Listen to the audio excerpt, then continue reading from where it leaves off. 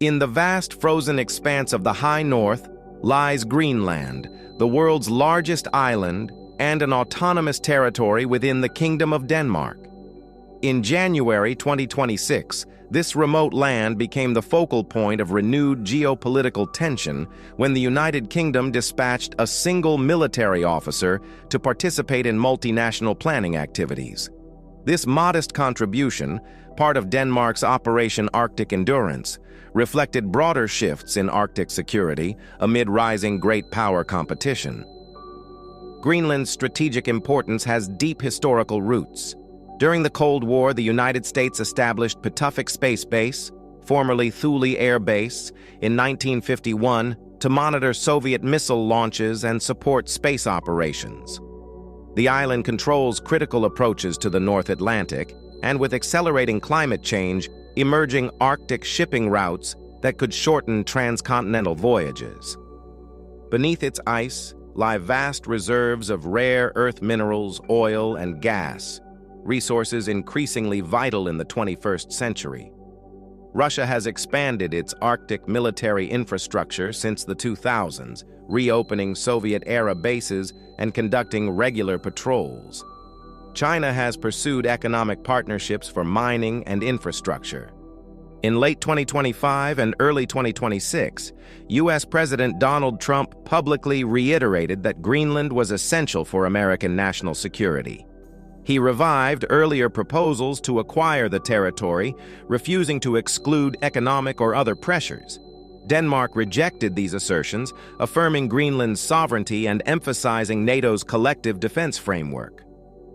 On January 14th to 15th, 2026, Denmark initiated Operation Arctic Endurance, a series of reconnaissance, planning, and exercise activities designed to strengthen military presence and readiness in Greenland.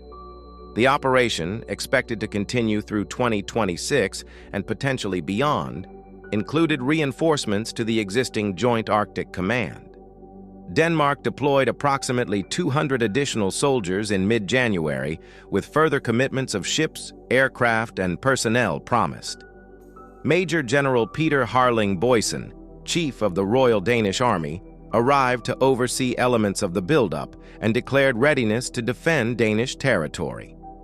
At Denmark's explicit request, several NATO allies contributed small contingents for initial reconnaissance and coordination in Nuuk, France, up to 15 personnel. Germany, a reconnaissance team of around 13. Sweden, Army officers, exact number not publicly detailed. Norway, 2 soldiers. Finland, 2 military liaison officers. Netherlands, 1 naval officer. The United Kingdom participated with 1 military officer currently based in Denmark. Official statements from Downing Street and the Ministry of Defense described this as an observational capacity within a multinational planning group. The officer joined to assess conditions ahead of future exercises, not as a combat deployment. British officials emphasized that the visit concluded shortly thereafter, with the individual returning to Copenhagen. This limited European involvement occurred against a backdrop of NATO's evolving focus on the High North. The alliance, enlarged by Finland and Sweden in 2023 to 2024, sought to counter Russian activities and secure undersea infrastructure. In February 2026, NATO formalized coordination under Arctic Sentry, incorporating Denmark's Operation Arctic Endurance alongside Norway's Cold Response and other national exercises. Command oversight fell to Joint Force Command Norfolk in the United States. The United Kingdom maintained a long-standing Arctic commitment through Royal Marines' cold weather training in Norway and leadership of the Joint Expeditionary Force with Nordic and Baltic partners. In February 2026, Prime Minister Keir Starmer announced deployment of the Carrier Strike Group, led by HMS Prince of Wales, to the North Atlantic and High North for joint operations with U.S., Canadian, and European allies. This signaled Britain's intent to contribute substantively to Euro-Atlantic security in the region.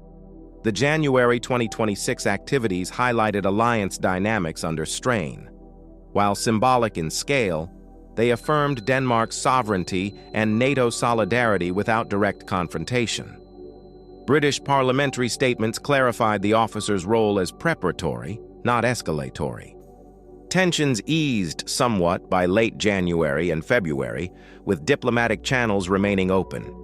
The episode underscored the Arctic's transformation, from peripheral theater to a zone of resource competition, climate-driven access, and military maneuvering. Operation Arctic Endurance represented Denmark's determination to maintain control amid external pressures, while Allied contributions, however modest, demonstrated collective commitment to the principles of territorial integrity and deterrence in the High North. The dispatch of one British military officer to Greenland in January 2026 stands as a measured response in an era of renewed Arctic contest. As melting ice reveals new frontiers, the defense of sovereignty and alliance cohesion remains a defining challenge of our time.